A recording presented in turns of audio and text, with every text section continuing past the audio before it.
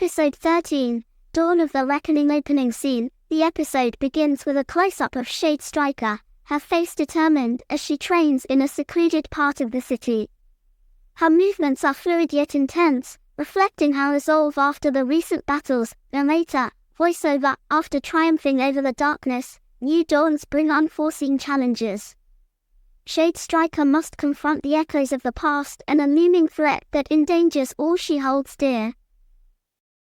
Scene 1. The warning. Shade Striker returns to the lair, where Kara and Jin are monitoring unusual energy readings from an unknown source beneath Neon City. Kara, we've detected massive energy spikes coming from below the city. It's unlike anything we've seen before, and it's growing stronger. Jin, it's almost as if something, or someone, is waking up. Nightshade, recovering, still in bandages. It's not over. Whatever this is, it's connected to the Architect's plans.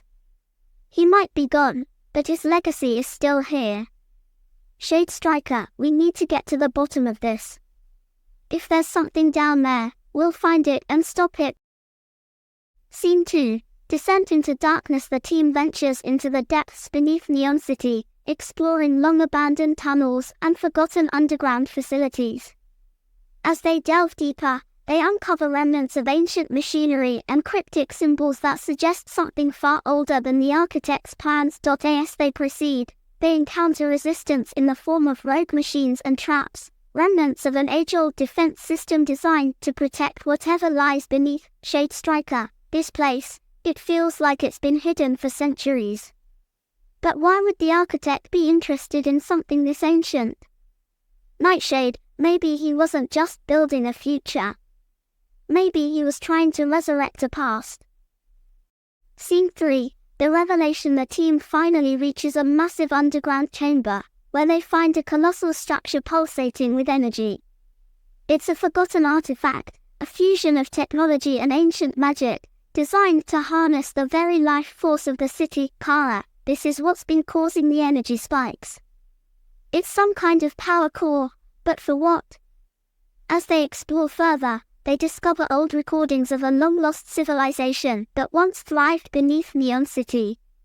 The recordings reveal that the core was built to sustain the city above, but it was abandoned when its creators realized it could also be used as a weapon of unimaginable power. Shade Striker, the Architect, must have found this place and planned to use it to reshape the city in his image. But now it's unstable. If we don't shut it down, it could destroy everything. Scene 4. The final countdown. Shade Striker and her team work together to deactivate the core. However, as they attempt to shut it down, they trigger a failsafe that begins a countdown to a catastrophic meltdown. Jin, we've got less than an hour before this thing goes critical. We need to find a way to stabilize it or get out of here. Nightshade, struggling to stand but determined, no, we're not running. There has to be a way to neutralize it. We didn't come this far to fail now. As they race against time, they are confronted by a new antagonist, an ancient guardian awakened by the core's instability. The guardian, a fusion of man and machine, sees the team as intruders and moves to eliminate them. Guardian, intruders, must not disturb the core. Shade Striker, we don't have time for this. Jin, Kara, find the shutdown sequence. Nightshade and I will hold off the Guardian. An epic battle ensues, with Shade Striker and Nightshade using all their skills to fend off the Guardian, while Kara and Jin work frantically to stabilize the core. Scene 5. A hero's sacrifice. Despite their best efforts, the core's instability reaches a critical point. Jin realizes that someone must stay behind to manually override the system from within the core's control chamber, a task that will likely be fatal. Jin, it has to be done. If someone doesn't stay, the city's doomed. I'll do it. Shade Striker, no, Jin. We'll find another way. Jin, resolute, there is no other way, MIA. You've led us this far.